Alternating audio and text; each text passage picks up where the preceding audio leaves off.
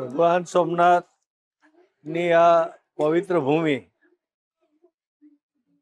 એમાં ભગવાન શ્રી કૃષ્ણનું આગમન ઈસવીસન પૂર્વે 3102 વર્ષ પહેલા થયું. એમણે આ ભૂમિ પર અવતાર લીધો અને ભૂમિનો ભાર ઉતાર્યો. ભગવાને પોતાની અનેક લીલાઓ કરી અને લોકોને જુદા જુદા સ્વરૂપે દર્શન દીધા. સૌ પ્રથમ એણે ગોકુળની અંદર જન્મ લઈ ત્યાં બાળ લીલા કરી. એ પછી દ્વારકામાં પોતાની રાજલીલા કરી અને પ્રભાસમાં એણે પોતાની અંતિમ લીલા એ કરી. આમ છેલ્લા દિવસો એણે એ પહેલા પણ ઘણા બધા વખત અહીંયા આવ્યા હતા, જતા રહેતા. અહીંયા એની કર્મભૂમિ જેવું જ હતું, દ્વારકા નજીક હતી, વારંવાર આવતા હતા.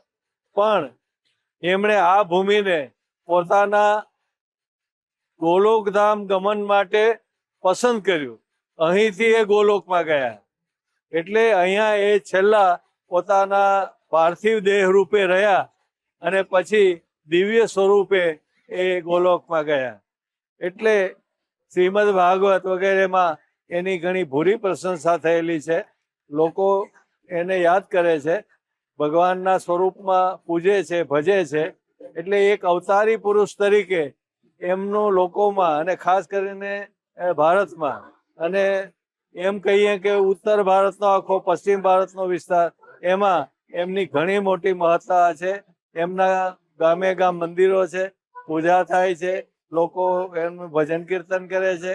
આમ એમને જેટલી પણ આપણે પ્રશંસા કરીએ એટલી ઓછી છે.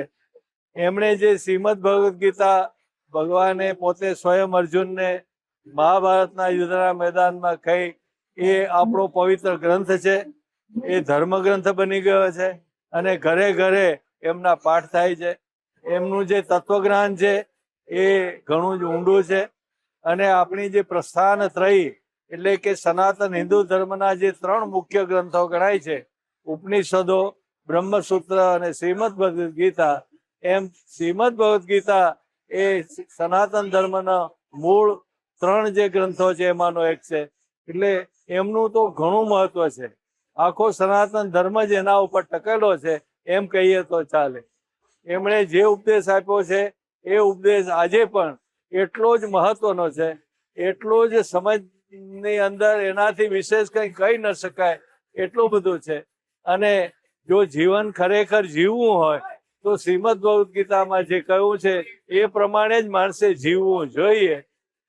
આ આપણો એનો છેલ્લો એનો ઉપદેશ છે.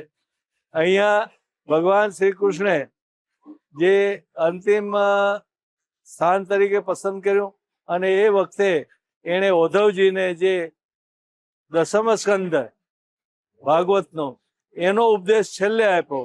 એટલે ભગવાન શ્રી કૃષ્ણનો છેલ્લો ઉપદેશ એટલે દસમ સ્કંદ એ પણ પ્રભાસમાં આપ્યું.